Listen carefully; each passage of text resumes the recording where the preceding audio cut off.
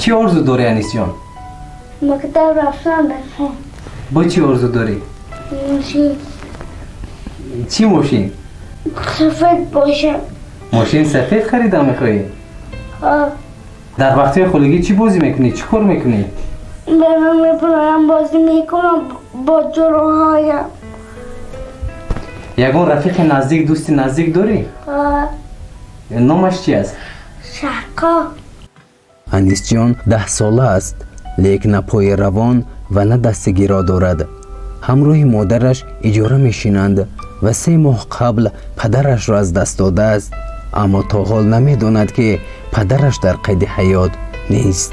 انیس جان میخواهد به مکتب رود، تاکسیست شود، اما این پسرچه من نامش انیس راه نمیگردد، خوردن نمیتواند، گپ زدن میتواند، معیوب گروه یکم میباشد. از آغام تولد شدنش این کودکش این بیماری رو داشت؟ نه، اول 2 کس بودن، دوگانیک بودن و یش که وفات کرد اینش هم خالی شد. اینش به همین بیماری دچار شد. راه نگشت، گپ نزد، بعد استا خیلی استا گپ زد، بعد استا و بعد راه گشتنش دیگه نشد. راه گشتن خوردن خودم میتونم، راه گشتن هم نمیتونم. این حال چگونه زندگی دارید؟ شوهرتون؟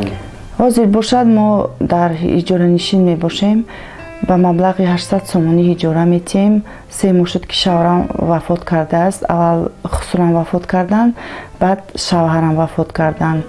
3 ماه باشد ما در اینجا خطی پسرم زندگی میکنیم. من زنی تنها میباشم با پسرم، با پسر معیوبم در این خانه اجاره میشینیم.